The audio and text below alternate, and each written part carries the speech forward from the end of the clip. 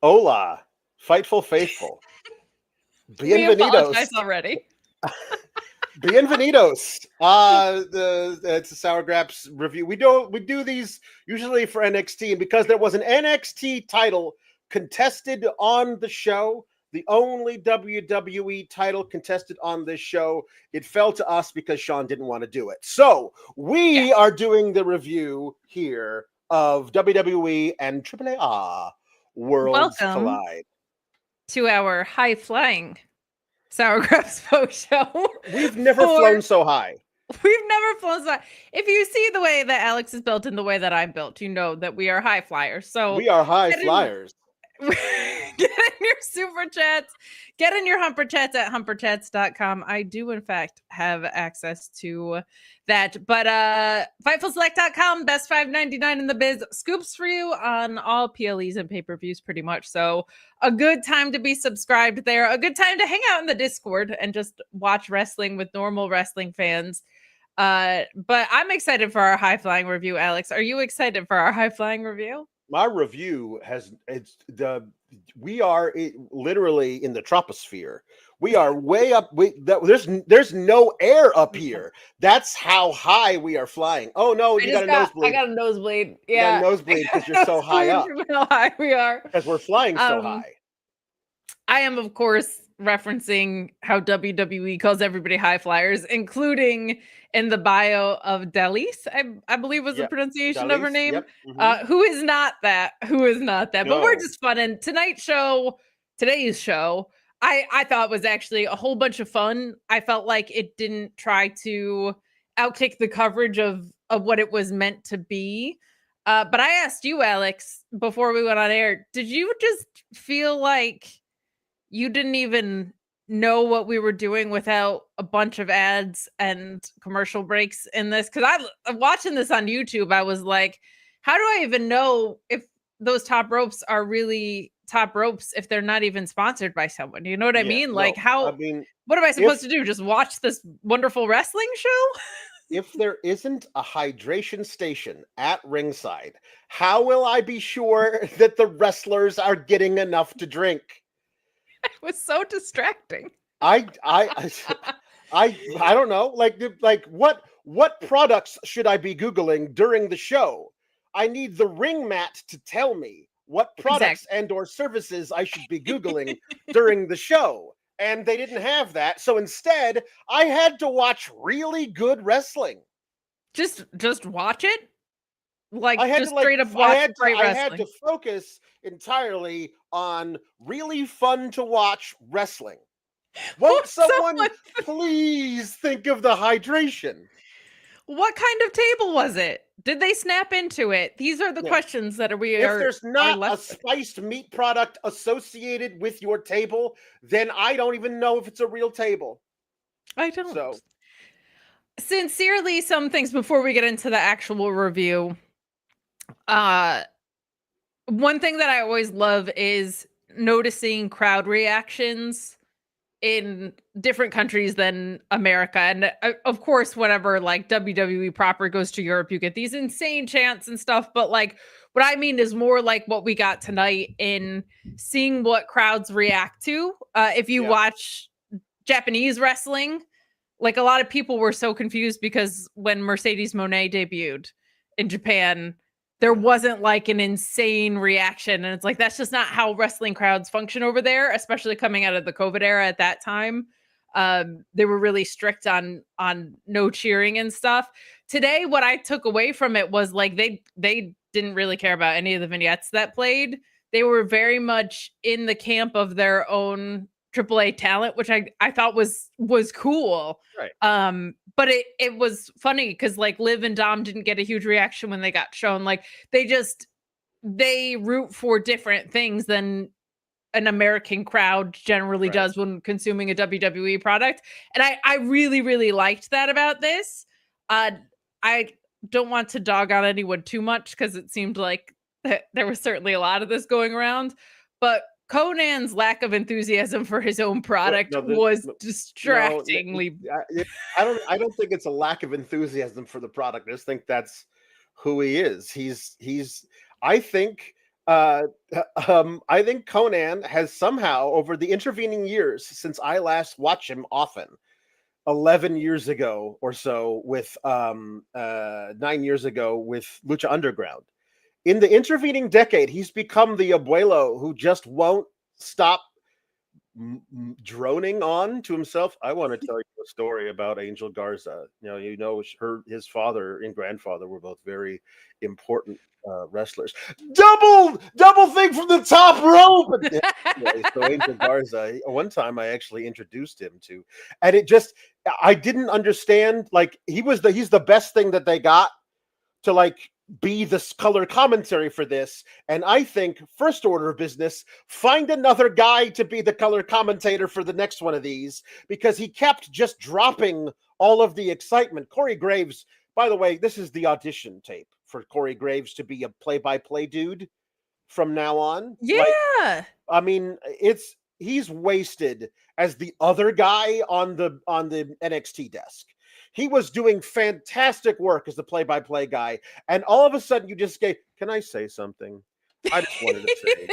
And he would Conan would be just at this crazy, what about a breathtaking moonsault to the outside by Angel Garza? You know, his uncle made that move famous. Like I mean, he was pulling both guys' weight, like during this whole thing. And I just feel like some guys aren't cut out to have that kind of like larger than life reaction to stuff. He would occasionally he'd be like, he would modulate his voice a little bit, but occasionally he was like, that is a double German suplex. And I'm like, yes, that is like, I don't know, man. So we got to figure out a way to help Conan get his energy up. Maybe that's it. He needs some of that prime energy drink. If he had that, the lack of sponsorship, the energy would be through the roof, and I think we'd all have problems, you know. I do want to say this was one of my favorite Corey Graves commentary showings ever, and I also don't want to pick on Conan too much, because like there's a lot of things that also come into play on this. Like maybe WWE was in his ear the whole time, and that's really distracting, right? And there's a certain level of tentativeness I felt like I could hear in his voice too, of wanting to make sure you're not saying the wrong things, and that can really interfere with you being able to say the right things. I always go back to, and if you watch any of my content, you know, like one of my favorite calls in recent memory was Nigel and Ian during that Bullet Club Gold and FTR match that was on Collision that went like 59.5 minutes or whatever.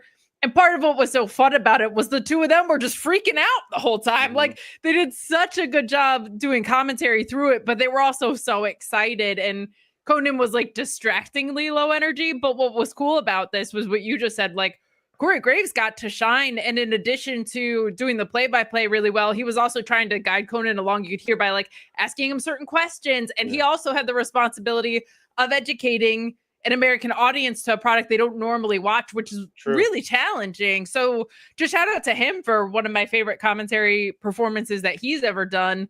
And I'll also just say up front, like, very excited to talk about this. Not at all familiar with AAA, like not going to pretend I am as we go through this.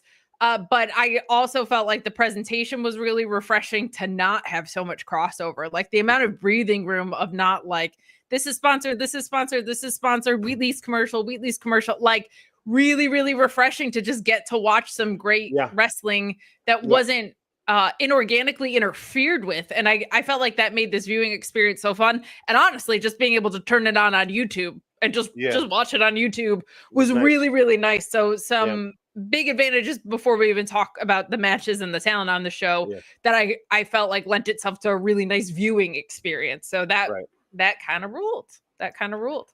Rival Garcia saying, I was disappointed in the commentary, but I realized it could have been worse. We could have had Stryker and Vampiro. They were not a good duo. I missed the air horns, but thumbs up show overall. Yeah, I would say 2 thumbs up from me. I will also say Luis said that the Spanish commentary was outstanding. So I can only assume. What part of struck me too was like Spanish speaking commentators are known for being so high energy, and then Conan was just like it was like he was apologizing for being on air a little bit. This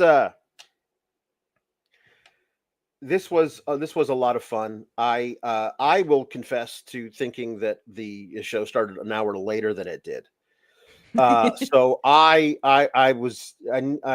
still getting over a cold, and I needed to get a nap in before watching two shows and reviewing two shows today. So I got a little nap in, and I woke up, what I thought a half hour before the show was to start, and it was already a half hour into the show. So I knew there wouldn't be so many Wheatley, so good I drink it neatly. So I knew I would have to catch up in fits and starts, and was worried about it. So I don't know what Rey Mysterio said, but it's good to see him walking around after that surgery about a month and a half ago. So good to see him. I don't know what he said, but I'm assuming it was very uplifting to the audience.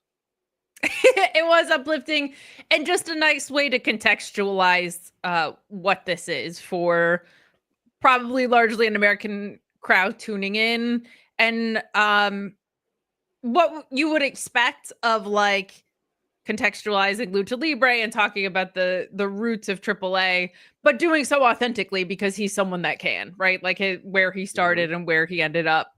Rey Mysterio is such a trailblazer in that way for helping lead Lucha Libre onto American television. So it was really nice, and it was just nice to have his narration with video packages and stuff like that with all of this. So they had a nice mix of the right additional presences that would be familiar to an American audience at this show. I felt like. So Ryan Cicchini starts us off. We needed Mr. Iguana on NXT 2.0 television. Like the NXT 2.0 product could have only been enhanced by Mr. Iguana and of course La Yesca. The first match was indeed Mr. Iguana, Octagon Jr., and Aero Star versus two of the Legado of the LWO boys and Lince Dorado, back, former Lucha House Party member who was released, then brought back quietly and did some stuff on Evolve, I think. And a backstage role as well, I think. I think he's like in the role. Yeah, he's been mostly a backstage role in the PC. But this is his first like major WWE thing since they brought him back, to the point where I remember hearing they brought him back to do backstage stuff, and then it had been so long and I hadn't heard anything about him since, that when they announced Lince Dorado was going to replace the injured Joaquin Wilde, I was like, they re-signed him just for this? And then I remembered. And it was always nice to see Lince Dorado back. He did almost all of the work with Mr. Iguana. So, of course, he got the best part, because at one point he was very tired of La Yesca biting his hand. So he beat the hell out of La Yesca, dropped an elbow on him, and then did a Spanish fly to La Yesca. And if you don't know who La Yesca is, I mean, do you even Lucha Libre? But La Yesca is a hand puppet, like stuffed animal thing. He's for real. Apparently he's a real iguana. I'm being told now. I'm being informed. I'm hearing from our producers that in fact, yes, La Yesca is in fact a real iguana. No, he's not. He's a little hand puppet. A lot of really fun stuff with Mr. Iguana, with Lince Dorado's reactions to it. This has always been a major part of Lucha Libre in Mexico. Is characters like this, the silly stuff in Lucha Libre is always to a point where it verges so far into the absurd that even I can't be upset at it. You know what I mean? Because when you become this absurd, all of a sudden you've teetered over over the edge of bad comedy into good comedy again. And this Spanish fly to the hand puppet was probably my highlight of the night. So, an unbelievable piece of cinematography after this too, because you saw the standing fly. Yes. And you see Lince Dorado kind of like leering toward the camera, not directly, I don't think. Yep. But then there's the shot of Mr. Iguana just looking at him like he killed his son.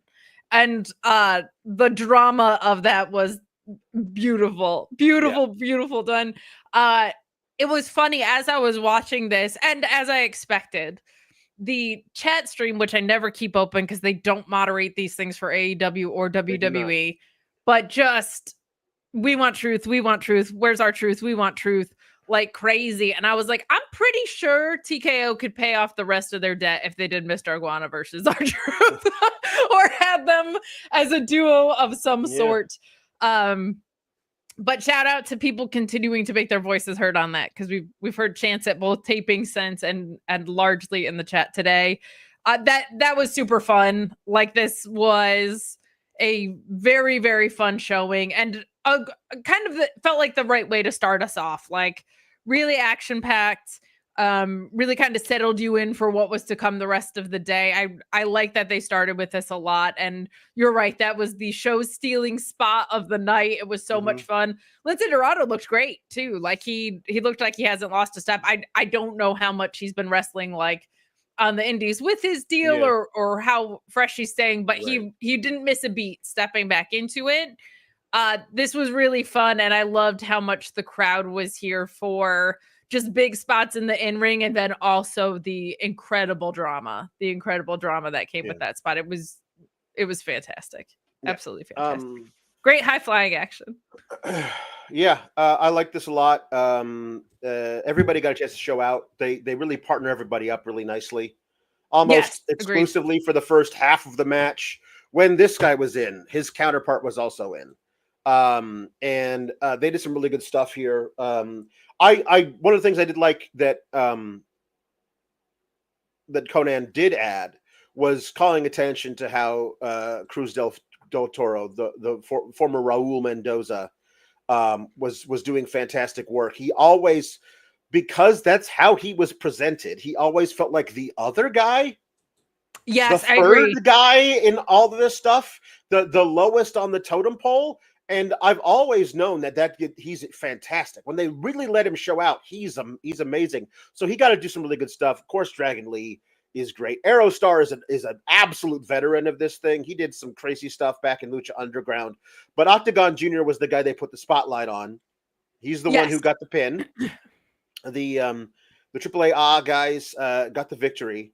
And at ringside for this match was Dominic Mysterio and Liv Morgan. Crowd did not seem to. They're like, yeah, boo. They didn't bite. Yeah, it was interesting to me. Like, I like gauging that stuff. What different crowds are. That was a pretty big crowd, around 11,000, and the boos were a smattering. But he got a mic after the match, and started talking crap, and so Octagon attacked him, and then he got the mic back and said, "You and me tonight at Money in the Bank, and I'll make sure I put this title on the line." And I mean, I know it's really not about that on this particular review, but that's some dirty ass work to go into the day of the show with 4 matches on the card, and then add a fifth one a few hours before to make it an even 5, when there was such a discussion of like, is 4 now the benchmark for WWE PLEs? Like 5 we already thought was way too little. And usually the Money in the Bank matches aren't an hour long a piece. How many Wheatley, so good I drink it Wheatley, are we going to get if they're going to only stretch 4 matches into that long? They're like, okay, just kidding. Here's an extra match, which should be a lot of fun. But we'll have to see just how much interference goes into making Dominic Mysterio beat Octagon Jr. tonight for the Intercontinental title. I mean, certainly it should be noted. I think everybody was rightly critical of AEW for their lack of women's wrestling. I know you were. I appreciate it on the Dynamite post show of having 16 minutes of women's wrestling in 4 hours. But of note, none of the women's world titles are being defended tonight at Money in the Bank. Not Tiffany Stratton, not Io Sky, who has had nothing to do. And of course, the tag titles are going to get defended? Of course not. Nope. So I'm glad that they made a 5th match, but I feel like not a great week for women's wrestling screen time across the board. So don't love that. Like that they set this up. Them not biting at Liv and Dominic didn't feel like they weren't interested in Dominic as much as it felt like oh, the camera's on them. What are they going to do or say? And then nothing. Right. And they were like, oh, okay. Like it's Right. interesting to see the expectations of crowds as far as presentations goes. Yeah. So that was cool. I Uh, actually I love that kind of stuff. And we'll see how they adapt on things like that moving forward. we will. So that was really well put together. And we got the women with Stephanie Vaquer, who was put into this match before she lost her title, and then lost the title, and now she is going for a shot at another title later tonight. I believe there was. Did we have a thing that was the? This was the. Did we get it? No. Yes, I thought I saw one. No, maybe I missed it. Oh, here we go. Ryan Adams says, I feel bad for Stephanie. Go through hair and makeup, wrestle, travel, go through hair and makeup again, ladder match. The traveling, I feel like, isn't necessarily as big of a deal because it's like a mile away. But it's so she has an extensive presentation. She does indeed. The thing of this is that they did a very good job of having her work the least by far. Yes, and they got in. She did some stuff. Dalys, being a high flyer, powerhoused her way out of the Devil's Kiss. And then Stephanie tagged in Lola Vice, who was in for the Face and Peril stuff. I will say to Lola Vice, I think it's very possible that you feel like there is a need on a random episode of Tuesday NXT to assert the fact that you are indeed a woman of Latin American heritage before you put your butt in somebody's face. But on today of all days, when most of the people here are also of Latin American heritage, screaming, I'm a Latina, before putting your butt in somebody's face, I feel like might be unnecessary and even a bit redundant. But she did a fantastic job in the match, did a lot of really good stuff. But then she ended up tagging in Stephanie Vaquer, who hit a few of her moves, including the Devil's Kiss, which is now forever the Booker T. Well, here's the thing, though. I don't even know if they were chanting for the move in this particular. Maybe they were just chanting for the company. They were just going, I was going to say, That's something. They were just chanting for the company slowly. Maybe just that's did it 3 times. That would have been perfect, honestly. That's good. That's nice. Good job. I agree with you wholeheartedly. A really good job by the match agents in this to make sure that Steph was protected, because she doesn't just have another match later tonight. She has a ladder match later tonight. A 6-woman ladder match. Yeah, that's the thing. Yeah, that's going to be crazy. So I like that they allowed her to look great. She got a great reaction from the crowd too, which was nice to see. Like, she was kind of one of the biggest stars of the night. Like, it was cool to. Oh, for sure, she's hugely over. Yeah, hugely and it was fun to see, like, that homecoming stardom feel. Like, that was really cool. That was really cool. So I'm very happy about that for her. And this match was really fun. I don't pretend that I am familiar with the other people on the side of this coin, Chica Tormenta, which is a fantastic name, by the way. Great name. And Dalys, high flyers just like you and me, but not at all. Like, in sincerity. Yeah. I will say, like, if you get a controlling stake in your company, you have to do a better job at things like that. You are a $1 billion company. You can have an intern go through and watch some matches and gain some knowledge about people's ring styles. So we joke about it, but I would sincerely like them to make more of an effort on that side to understand that. I mean, they said it about Penta on air. So to me, when you do that a couple of times, it says this is how we view the art of Lucha Libre entirely. That was not what any of the women in this match were. I wouldn't say any of them were high flyers. No. Lola's a striker, and Stephanie Vaquer is a grappler, and the other 2 women are big, thick, powerhouse brawlers. You don't there was not a high flyer among any of them. So to try and do that is, it's not.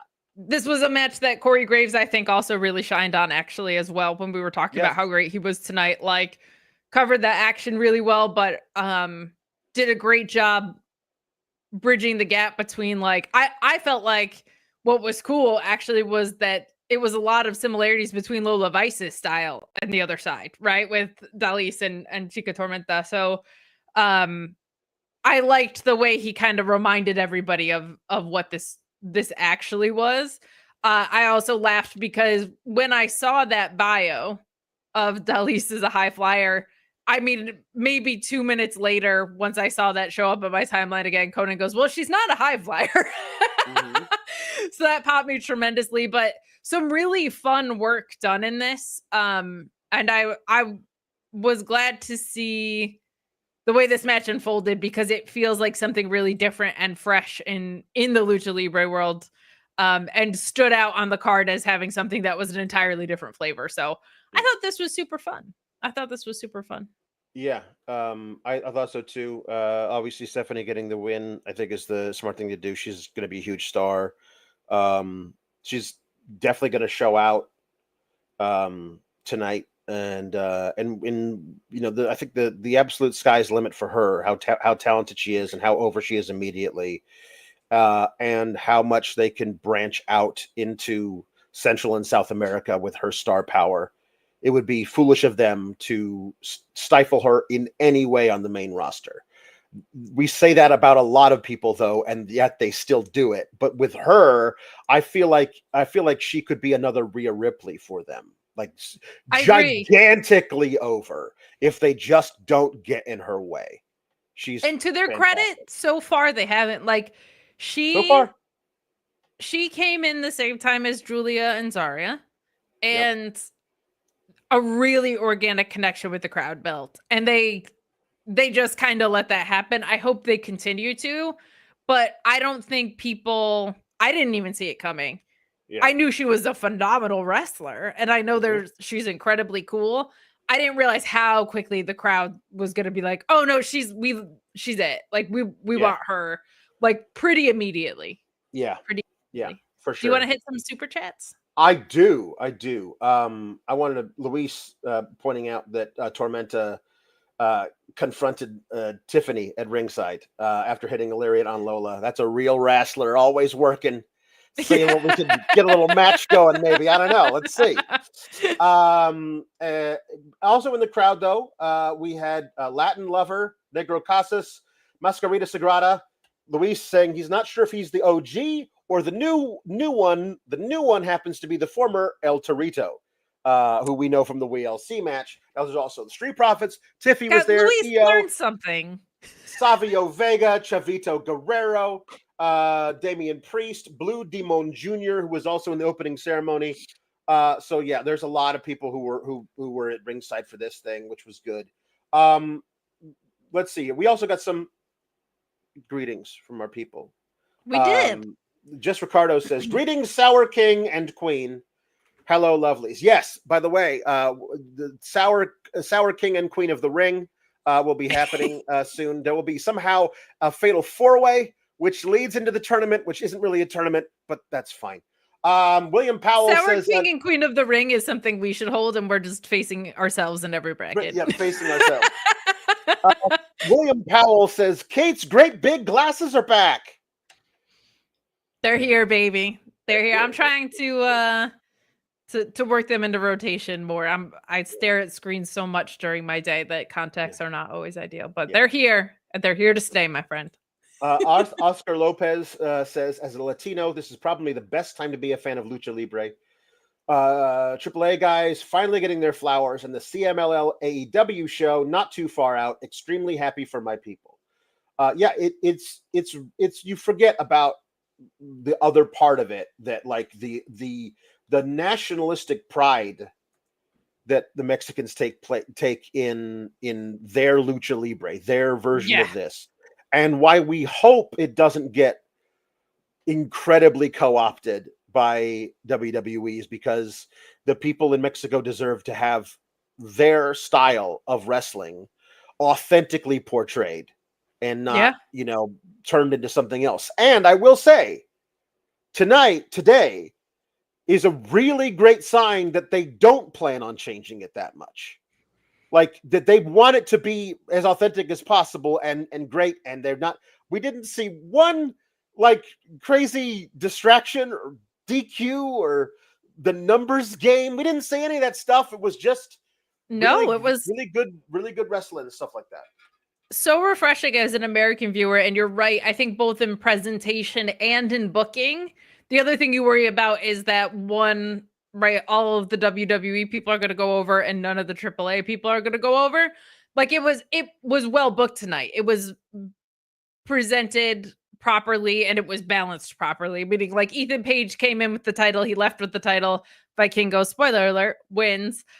So I appreciate that both in the way it was presented felt respectful and authentic, and the booking wasn't a trouncing of WWE talent over AAA talent.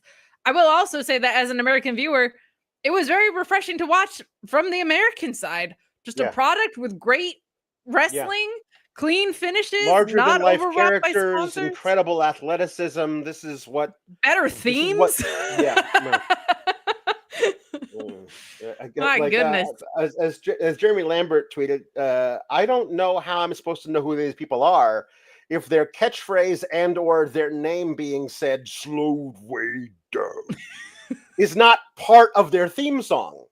You know what I mean? Like, how do I know Mr. Iguana?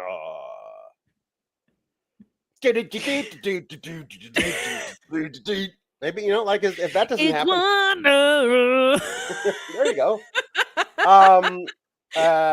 Kim Gray says, shout out to Lillian for announcing and Vero Rodriguez for interviews. Yes, did very good stuff. Yes. Fantastic. Orion Ben says, hi fam. The only thing deader than U.S. men's national team was Conan. Yeah, it was not doing too well. But Luis says Spanish commentary, Roberto Figueroa, Jose Guillen from AAA, and Marcelo Rodriguez from WWE were friggin' awesome. That's like 6 O's in awesome. Luis he always copies my knowledge on this product. You know what I mean? He never has an original thought for himself. No, we all know about parroting us.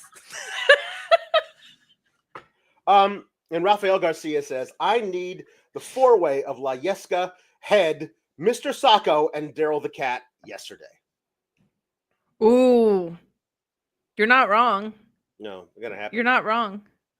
I mean, the thing we could definitely have now, it's not, you could do this on NXT on Tuesday. Mr. Iguana and La Yesca versus Santino Marella and the Cobra. 100%. Just do it tomorrow. Yeah. Yeah. The war of the reptiles. Like, just oh my gosh. Yeah. Yeah. Get it done. Come on. It's perfect. Time's a wasting. So there was also a history of AAA video package that they put together. Yes. And a few things left out, a few things changed, according to Luis. That I was just because you never can tell with these when they just say, okay, here you don't know anything about this, so you're going to accept whatever we tell you as fact. I always go, I should Google this. Anytime like I am being told something that I know nothing about by somebody who has a stake in whether or not I believe them, I always just so I did think the way that they portrayed this with Antonio Pena, who started AAA, was that he worked for the biggest and longest lasting promotion in Mexico, CMLL, and he left there and started his own, and he wanted it to be more high flying and fun and bigger characters and stuff like that, which is really ironic that WWE is CMLL in this analogy and AAA is AEW in this analogy. That is ironic to me, but I think it's a perfectly regular, like it makes sense as a story for like why this would have taken place and how they've been it's not like they've been around for 5 years. They've been around since 1992 and they are a major force, but they have fallen on hard times in recent years. And so this kind of a move being bought out is not necessarily unexpected by people who follow their financials and stuff. But this was a really interesting little history lesson into how there was a split from CMLL and how this came about for people who are American wrestling fans who know the names of these companies, know that they are rivals, even know that one of them is bigger than the other, but don't necessarily know the actual history of how AAA came about. I thought this was an actually fairly effective little tool. Yes, and I made a lot of jokes on here, but sincere shout out to Luis, who has done such a great job helping me and Alex out contextually, also leading the charge for Fightful Espanol, because right now it feels like it's kind of as important as it ever could be. So thank you to him for not only his knowledge, but like his authentic passion behind what he's doing. So those were a couple of things I knew that there was a split and that creatively they went in different directions. That's part of why certain talent left too, according to Luis, and from also what I was able to gather from the zeitgeist. And I was aware too that there were some financial issues, not that far off, honestly, from what I've heard with TNA. Like there's it's not easy to run a wrestling show in the financial landscape right now. But I'll tell you what, if your times aren't hard enough, if you're watching this, you have probably considered becoming a pro wrestler at some point. Well, let me tell you, I got your gimmick and I got your gimmick. Here's your gimmick name: Rock Hard Eric Shins. And your gimmick is Blue Chew and the code Fightful. Same improved ingredients as Viagra and Cialis, but you don't want those. You don't want those. You want Blue Chew. It's chewable, gets into your system a lot faster. It's ready when you are or when you're not. Maybe you need that motivation. Maybe you need that step up in performance. Or maybe you just want a little bit of additional confidence. Take an online questionnaire with a physician, and when approved, it arrives straight to your door. All you got to do is pay $5 shipping, because that first shipment is free when you use the code Fightful. Mailman's not going to know what's up. The nosy Nellies around your neighborhood aren't going to know what's up. But let me tell you, that special someone's going to know what's up. BlueChew.com and the code Fightful. feels good to be back. You know what I mean?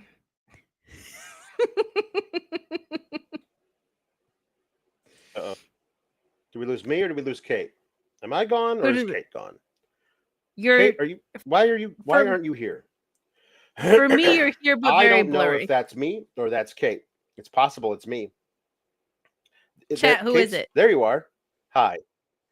Is it me? It's both of us? Now I can hear you. So now good. That's fantastic, because I could not see Kate for the longest time.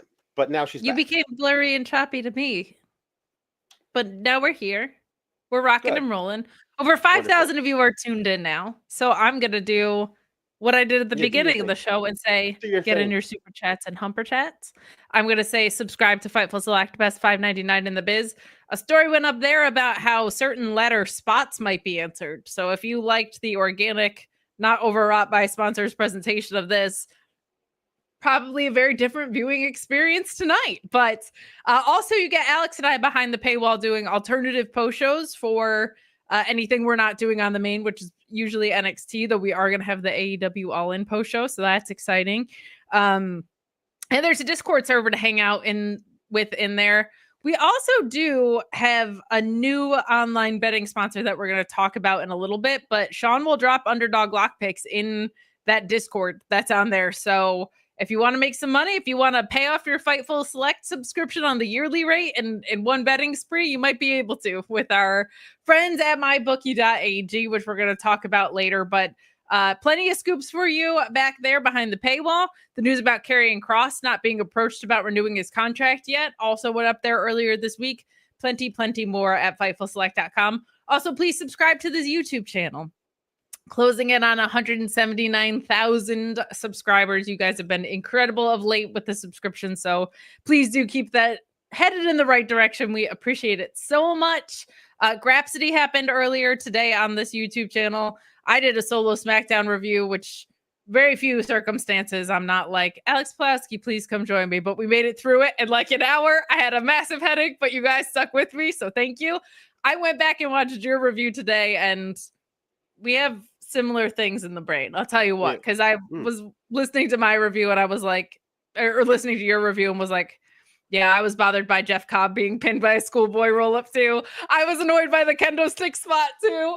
So we've given each other our idiosyncrasies over time, especially on the receiving end from Alex. But Grapsity earlier today, Sean doing a solo show on the main tonight for Money in the Bank, but Alex and I behind the paywall for Money in the Bank. So hang out with us out there. But we appreciate your support however you want to show it. You guys have been awesome with the chats today. We got plenty more going on. So keep those coming. But stay tuned. It used to be like WrestleMania season was really busy, and now it just feels like it kind of never stops with the way WWE's counter programming and stuff too. Like it's just, we have a lot of shows, a lot of weekends with multiple shows on them. So stay tuned for all of it, because we got you covered. We got you covered. We got some very good stuff from the Legado del Fantasma, the interview with them beforehand, and then the video package.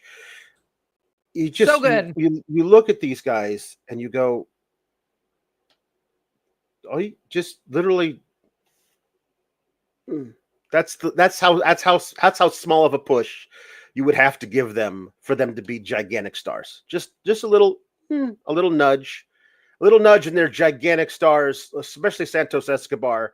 You look at these guys; they look fantastic. And Santos is a huge star in the making. Angel Garza is amazing. Humberto Carrillo is like those dimples, the athleticism. It's kind of a crime how they haven't been utilized to their best abilities. But oh no, now we did lose Kate. This isn't my fault now. I didn't do this. This is Kate. Kate did this. Kate's gone, but she'll be back. I'm assuming. I can only assume. So yeah, Kate just decided she was gonna leave. She said adios.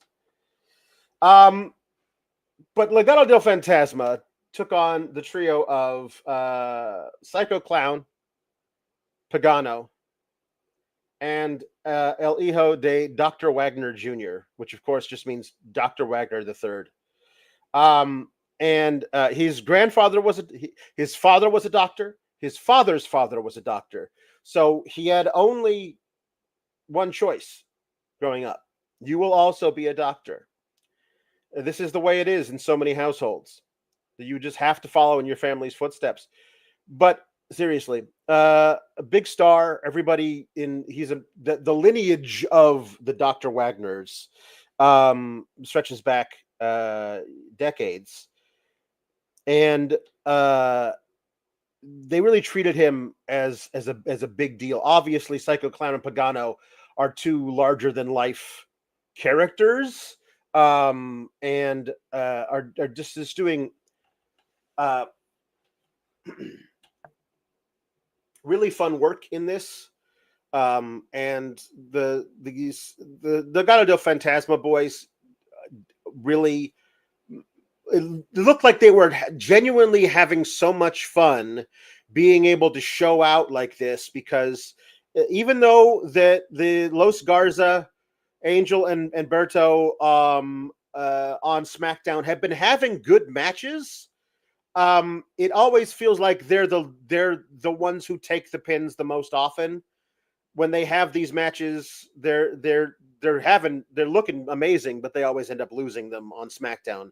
It's part of this new fledgling SmackDown tag division that's burgeoning over there. But you could tell they were having so much fun doing this match. I assumed they were going to lose this match too, because they lose almost every match. I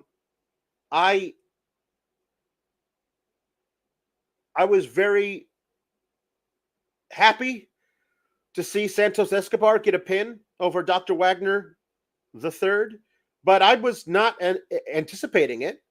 I was not saying that's something that's definitely going to happen. I honestly, I thought it was zero chance they would win this match. And yet they did. Santos got the pin after there was a big, huge spot on the end. Yes, Luis pointing out Pagano's back bump off the senton was looked really unfortunate. But this was a really fun 6-man tag again, with the Rudos taking it over the Technicos. I do know a little bit of the lingo. But I think that the way that they used Legado here makes me think that if there is going to be like more AAA stuff on the network or on YouTube or whatever, that Legado might be used heavily there. They might be sent over to AAA and done a lot of stuff. So apparently, yeah, Los Garza is going to challenge for the AAA tag titles next week, and Luis expects them to win. So that's a really good thing for them. The current holders are I'm sorry, the current holders. Luis is writing this out, so I'm reading it to you now. So okay. Los Garza becoming the AAA tag champions would be really cool for them, and really good for them as a whole. I would like that because I didn't really want them to break up and Berto to like go over and hang out with Andrade just to like get random tag matches out of it. I think there's a better way of utilizing them that way. Well, the current holders have a situation that could stop them from being in WWE. Yes, so this is going to happen. There have been a lot of times now there were a lot of times in AEW where Rey Fenix was having visa issues and couldn't get to the States for a couple of things. And it's very possible now with the way that this country is currently handling visas, it's very possible that there will be certain people from AAA that won't be able to come to the States to work on any given date because of some random thing. And so you're going to see stuff like this more and more often. Anyway, Los Garza winning the AAA tag titles would be pretty cool. I did think it was a really great use of all of these guys. Again, everybody got to show out, but Santos getting the pin on Dr. Wagner is not something that I had on my bingo card. Ryan Cicchini saying WWE wanted Wagner rendered the third. Wouldn't be shocked if him and Santos have a feud in AAA or on WWE programming. Yeah. I mean, I think it could be a really good use for Santos. Make him a star if you're make him a star in AAA or NXT Mexico, whatever they're going to end up really using it for. Make him a star there rather than making him sit on the bench on SmackDown. So we will see. We'll see. My match of the night, simply because I can't get over a stupid thing that isn't even part of the match for the main event, which I'll talk about, and hopefully Kate will be here to counterbalance me. Ethan Page, Rey Fenix, Laredo Kid, and Javon Evans. This was a fantastic fatal four-way. A fantastic fatal four-way. I really, really, really loved it. Ethan Page did a great job being the not high flyer of the group. Figuring out a way to ground it whenever he could, hitting big bombs on people whenever he could. Laredo Kid got a chance to show out. Rey Fenix got a chance to show out. But Javon Evans was blowing everybody out of the water. That guy gets way, way too high on stuff, man. He's crazy how high he jumps, how far he goes. That kid Now, I know it didn't fully connect, because if it had, you'd be seeing it on replay over and over again, even right now, hours after it happened. That kid did a springboard front flip coast to coast. I'm going to say that again. He put Laredo Kid in the Tree of Woe and then did a springboard front flip coast to coast. That's insane. I don't know what that's a crazy thing. He barely missed it, but he got really close to it. I bet you if he tried that again, he'd hit it over and over again. Aubrey and Dad Talk Wrestling. Thank you, Aubrey and Dad, for being here. We love Aubrey and Dad. Javon Evans was the MVP of that match. He was fantastic. So good. The giant, dived to the outside, followed immediately by that huge front flip thing, man. If he hit it, Laredo would be dead. There you go. If he had hit it, Laredo would be dead. So it's a pretty good thing that he missed it, even though he didn't really miss it. What I honestly loved about this, the finish of this, was excellent. With Rey Fenix hitting a huge Ego's Edge. And then a huge Ego's Edge. Javon Evans breaking up the pinfall on the Ego's Edge. Then he hits his crazy springboard cutter thing on Laredo Kid, but he was going for Ethan Page, who got out of the way. Ethan Page then immediately picks up Rey Fenix after the Ego's Edge and the pinfall being broken up. He rolls to the outside. Ethan Page takes Javon Evans immediately after that springboard cutter, throws him, shit cans him out. But the best part about it was he shit canned him directly into the face of Rey Fenix standing there waiting, effectively taking both guys out with one move, allowing time to hit the twisted grin on Laredo Kid and get the pin. Ethan Page did a great job here. This was one of the better matches I've seen Ethan Page have. The WWE agented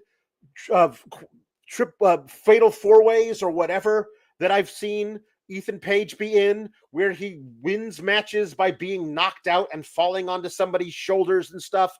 This didn't have any of that crap. This all made sense. It was really well put together. I liked it a lot. I really think that there's a lot of good stuff you can do with Ethan Page anchoring the upper mid card of NXT for as long as they choose to keep him there. And if he were to be brought up as soon as, let's say, a week from Tuesday, because he's got a title match he's got to defend against Sean Legacy on Tuesday, if he loses that and they bring him up, he'll absolutely be good enough to swim and not sink on the main roster as long as they don't book him too poorly. Really, really good stuff. Knocked Out Film says, imagine if that was when he first won the title. We would look at Ethan Page entirely differently if they had just used him correctly from the very beginning. I was so excited when Ethan Page came to NXT and they immediately did some really poor stuff with him. And I'm so happy that he's being utilized correctly now. Are we back? Are we back? We good? No, this is not good. Oh no. Kate? Hello? Oh, you were laggy? No, not now. You're buffering. Oh no. I'm gonna remove her from the thing, and then she can figure out something before she comes back. Unfortunately. All right.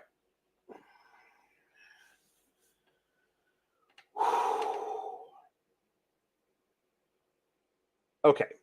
So I will say this. The main event. The AAA Mega Championship, Vikingo versus Chad Gable. It's your first time watching Vikingo. That's how impressive he is. He's that. He's always that. He's great.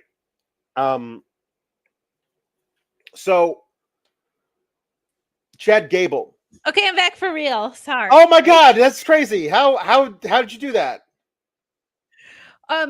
Sorry, so Northeast, we had 2 days of really hot weather, and then we had rain today, and I guess that's not like a great combination for internet companies. So we didn't have like a full outage, but we did have you're gonna have to restart all your crap stuff. So we are still back. Kind of fun to go vintage and revisit my potato router, but put the hamster back in the wheel, internet companies. Let's go. Kate, I apologize that we had to breeze over two things you didn't get a chance to talk about. How did you feel about Santos getting the pin in their thing? Apparently, Los Garza is on track to become the new AAA tag champs. And also, what did you think of this fatal four-way for the North American Championship? Before we get into the main event, I want your thoughts on the things. So thank you for letting me talk about it, because I really liked both of them. Like I feel like we talk about swings and misses a lot, right? With WWE and with AEW. And sometimes we talk about swings and misses in the context of talent on the entirety. Sometimes we talk about certain moments or storylines, but I feel like the underutilization of Santos Escobar is something that a lot of people agree with.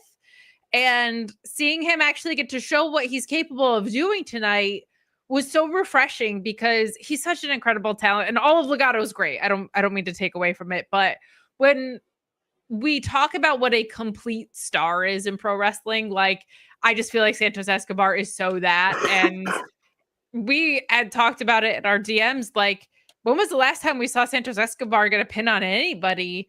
And it's been way too long. He was also just not like in action for a while.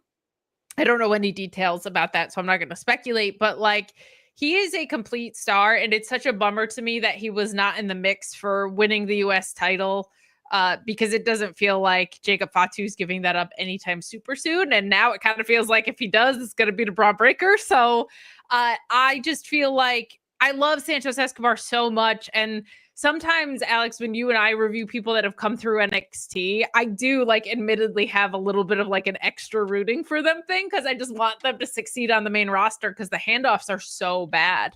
But I thought this match was excellent. They felt very comfortable and at home. But when I watch Santos Escobar, I'm perplexed by why hasn't he been elevated to being a bigger star in WWE and in wrestling on the whole, because he's so excellent. And there's just all these little things that he does that give you such, when I say a complete wrestler, I mean, he has everything you want in ring wise.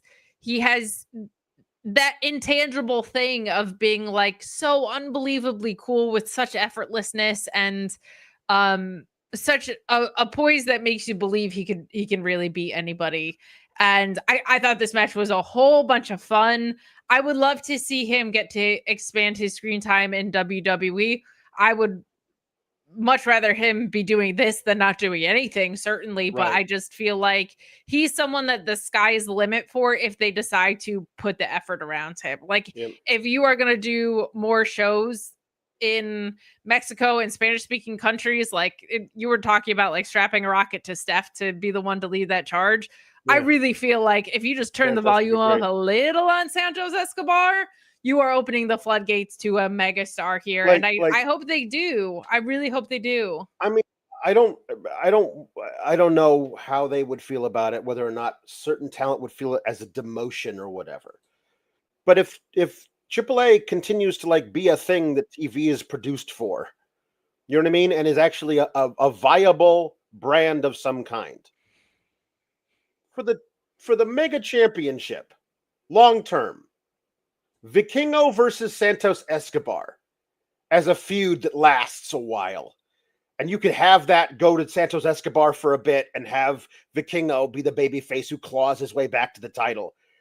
There's not much better that you could do for that, considering like all of the experience that Santos has as a TV wrestler in America and all that kind of stuff. And then after he does his little thing, he could step aside and let the other, I'm not saying that they have to do it forever. I'm saying that's a really great way of like getting American audiences who are used to Santos Escobar interested in seeing what that could be. If they watched this Vikingo match today and they say, okay, I'm obviously really interested in him, and instead of it being against another wrestler from AAA that they're not used to, if that's Santos, that's another thing that you could do.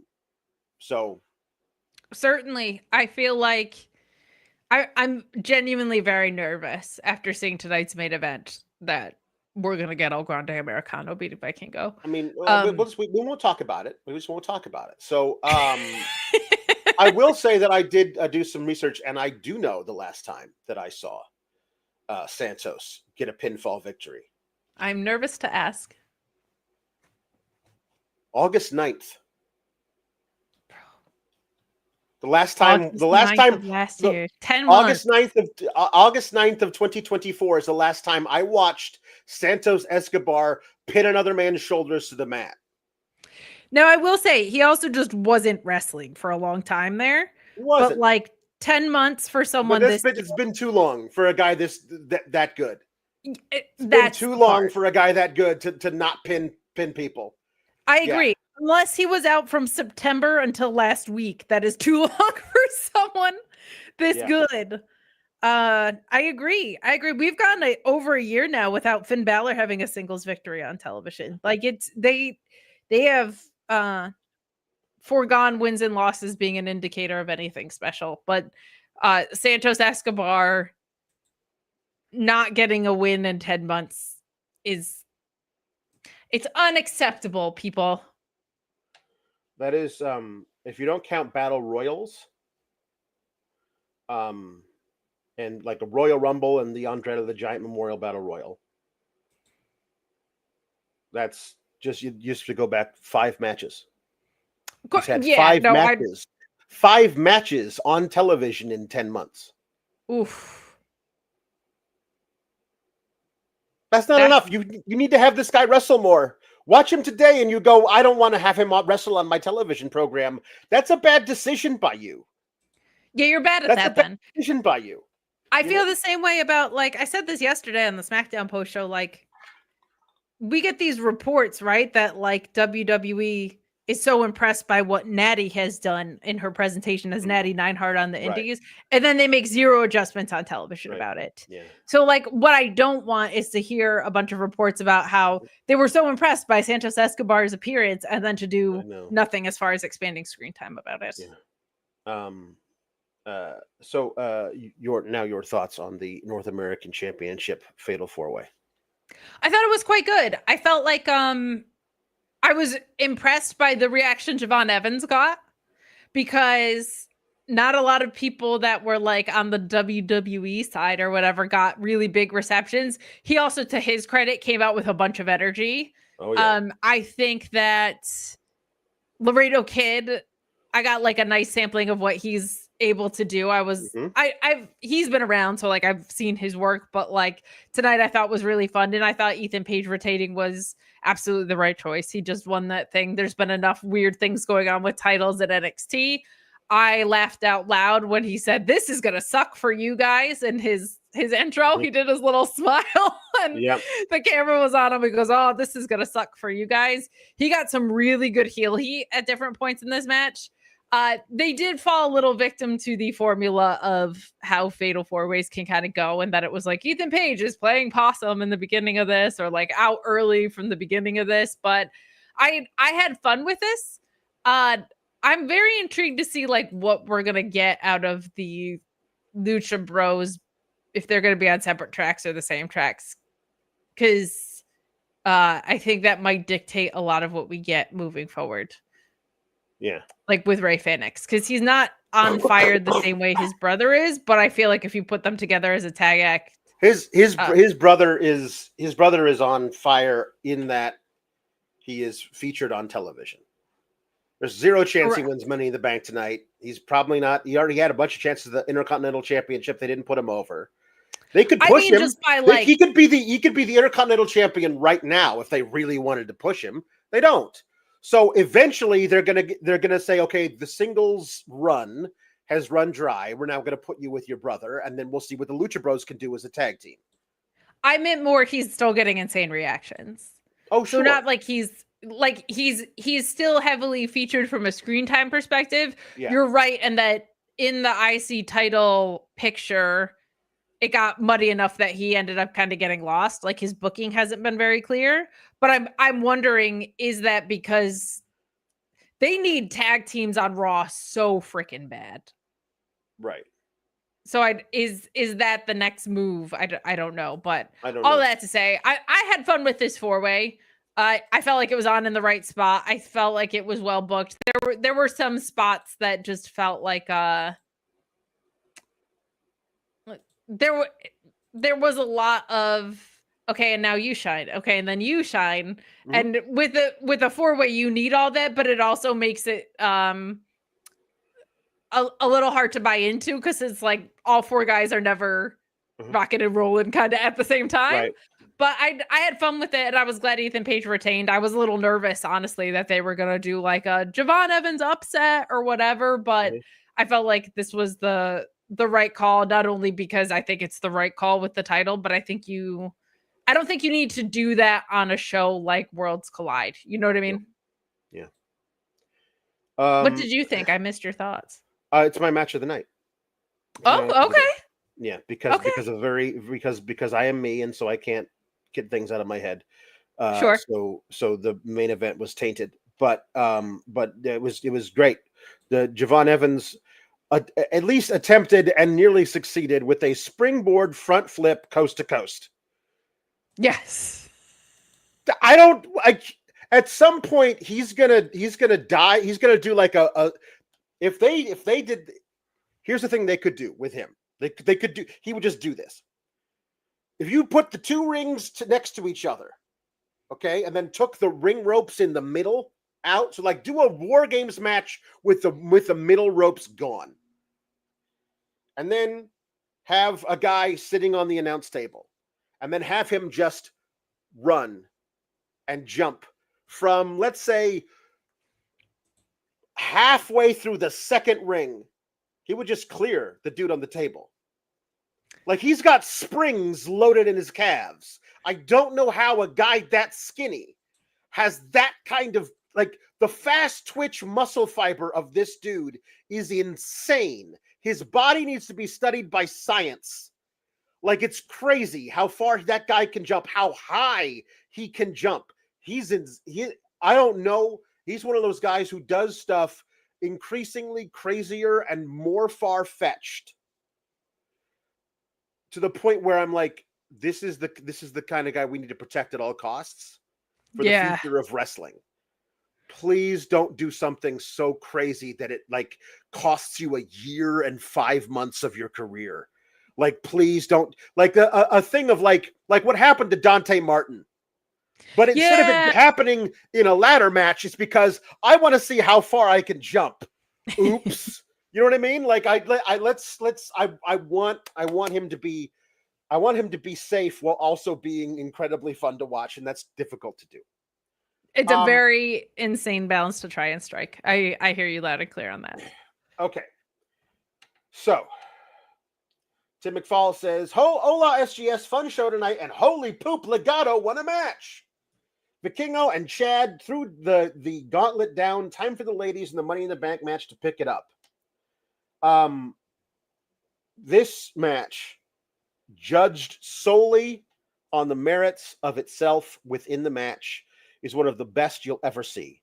A match of the year contender for sure. If this thing got, I mean, if let's say we did a thing with the Fightful Awards somehow, and Will Ospreay split the vote with himself, and somehow a dark horse candidate like this match were to win match of the year, I would not be surprised. It's a brilliant match, wrestled impeccably, with one weird thing that Vikingo tried to do in the corner, where he tried to like somehow back his way between the turnbuckles, and it didn't work. Besides that particular one little gaffe, everything in this match went off without a hitch, and that's difficult in a Vikingo match, because he tries some stuff with a very high degree of difficulty.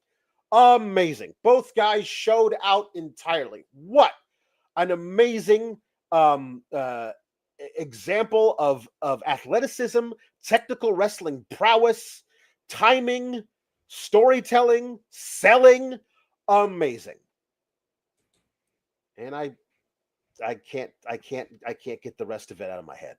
Sure. Do you know how it is incalculable how much more I would have enjoyed myself watching this tremendous match if they had just never done the El Grande Americano stuff. Sure. And if they had also not done that, and the reason they didn't do that is because they did the right thing a year ago, and after Sami Zayn beat Gunther, you had Chad Gable turn heel, go full evil Kurt Angle, and take the Intercontinental Championship away from Sami Zayn sometime in the late spring, early summer, and go on an amazing heel run as this generation's version of the evil Kurt Angle character, where he was doing all of that stuff. And along the way, he lost the IC title, but he was still that type of dude as a character. Like, if you had done that, like this, this would be my match of the decade because of how much I loved Chad Gable before all of this stuff they've been doing now the past couple of months. I cannot separate Chad Gable from the thing that he is doing whenever he appears under the mask. I can't separate that.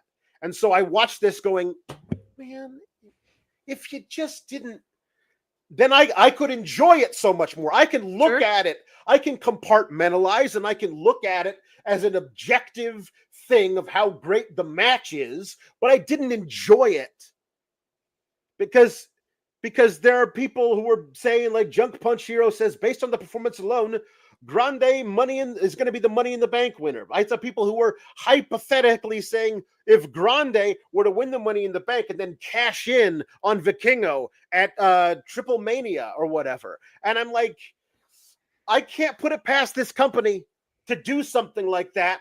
And that kind of ruins all of this for me. But I am me, and I can't stop my brain from it's doing not that. just you. It's not just you. I'm not a fan of the El Grande Americano thing either. Yeah. I don't think he's going to win Money in the Bank, but I think they'll find a way back to this. And it certainly concerns me that El Grande Americano will be able to do what Chad Gable couldn't. I will then also probably get a Julius Creed match versus Vikingo, which I can't fully complain about.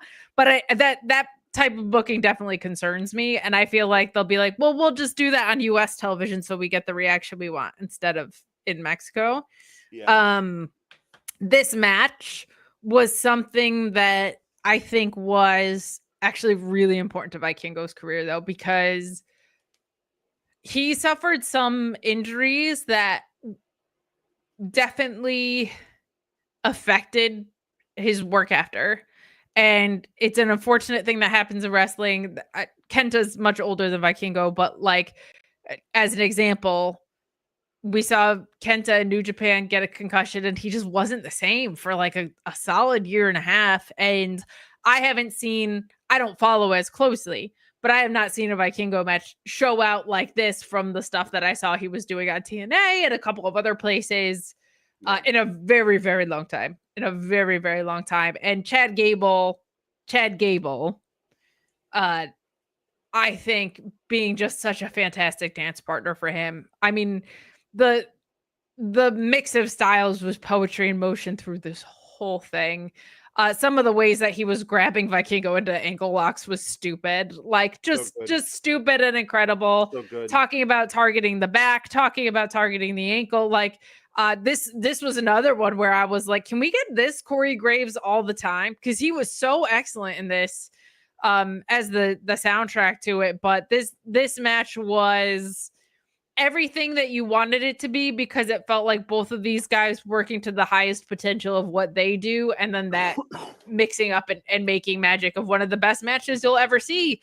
And it was nice to see two guys who are capable of that get to be that. And it was, I think, a really big step forward for Vikingo and showing the extent of his capabilities, of how he's able to take his style and ground it in a pro wrestling context, not in a literal way, because that guy does his best work not on the ground in a lot of ways, but like it merged into Chad Gable's game really, really, really well today, and it felt like a wrestling match and not a display of athleticism, which is something that sometimes I love Vikingo, but like as an American wrestling fan, can fall into the trap of. And I'm not an anti-flippy-do person, but I'm always entertained by it. When I can be entertained by it in a way that makes wrestling sense, it's on another stratosphere. It's high flying on its own. You know what I mean? So, just a breathtaking wrestling match. I'll save you calling out spots. Just go watch it, because otherwise I'd be talking about the whole match. But the opportunistic style of Chad Gable getting mixed in with this were my favorite parts of just like, oh, that was a really creative way in and out of that. Sure. But those are my thoughts, and we've got to go watch Money in the Bank. Yeah. We have to go watch Money in the Bank. We do have chats to get through, though. I don't know if you covered them while as far as I okay. know, the ones that got put in the document, I definitely clicked. Oh, Ryan Adams talking about us being high fire. Did I do this one? People don't know, but Alex invented the 6:30 centime. That's how much of a high flyer I am, is that I invented the 6:30 centon. That's how high flying our post shows are, to be honest. Yeah, for sure. I think I got through all of these things. Thank you. Evil Diva is a new member. Yes. So that's awesome. Evil Diva is wonderful to us. Just Ricardo saying, to be fair, AAA is already basically WWE. They do a lot of crazy stuff there. So they do a lot of JBL as outside interference. When you called out Jeremy's post from earlier, I thought you might have been mentioning this one of like, if you want the real AAA experience, JBL's got to interfere somehow. Yeah, JBL has to do something. Yeah, so really, and then really, really, really strong with both of those two matches. Yes, really excellent stuff. A blast of a show, free on YouTube. No real commercials. Like it was a breeze to watch and a pleasure to review for sure. Yeah, for sure. All right, everybody. Thank you so much. After Money in the Bank, Kate and I will be at behind the paywall, FightfulSelect.com to do. I can't believe I missed Aubrey and Dad Talk Wrestling in here. Hi, Aubrey. They were here. Yeah, they were here. I love when they stop in. Thank you guys for watching, and enjoy Money in the Bank. We will be sour about it with you on Fightful Select, so come join us there. Yeah. Until then, guys. Goodbye. Bye. Adios.